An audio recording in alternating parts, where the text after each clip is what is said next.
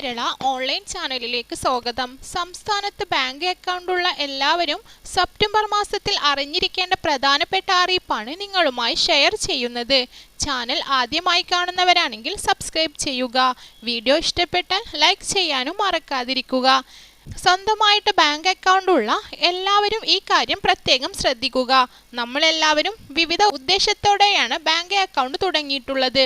ഒന്നെങ്കിൽ പണം ഡെപ്പോസിറ്റ് ചെയ്യുന്നതിന്, അല്ലെങ്കിൽ വിവിധ തരം ആനുകൂല്യങ്ങൾ ലഭ്യമാകുന്നതിന്, അതുമല്ലെങ്കിൽ ലോൺ ആവശ്യങ്ങൾക്ക്. ഇങ്ങനെയൊക്കെയാണ് ഓരോരുത്തരും അക്കൗണ്ട് തുടങ്ങിയിട്ടുണ്ടാവുക.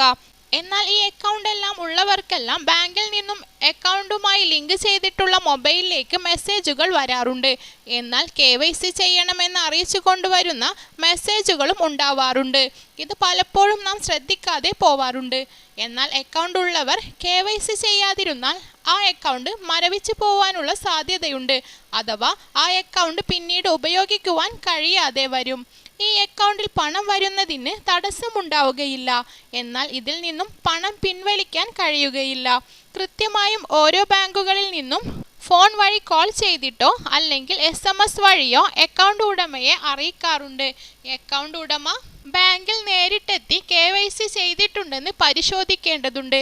നമ്മുടെ ആധാർ കാർഡിൻ്റെ ഒറിജിനലും അതിൻ്റെ പകർപ്പും, ബാങ്ക് അക്കൗണ്ട് ബുക്കിൻ്റെ പകർപ്പ് നൽകുന്ന KYC ഫോം തുടങ്ങിയവയാണ് ബാങ്കിൽ നൽകേണ്ടത്.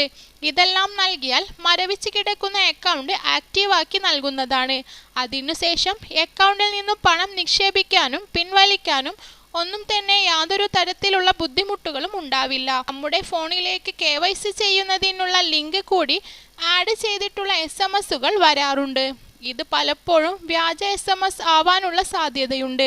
ആയതിനാൽ തന്നെ മെസ്സേജ് വന്നവർ ബാങ്കിൽ നേരിട്ടെത്തി വ്യക്തമായി കാര്യങ്ങൾ ചോദിച്ച് മനസ്സിലാക്കേണ്ടതുണ്ട്. കാരണം ബാങ്ക് ഒരിക്കലും ആപ്ലിക്കേഷൻ ഫോമുകൾ അയച്ചു തരാറില്ല. ഇത്തരം അറിയിപ്പുകൾ വന്നു കഴിഞ്ഞാൽ യുക്തിപൂർവ്വം കാര്യങ്ങൾ ചെയ്യാൻ പ്രത്യേകം ശ്രദ്ധിക്കുക.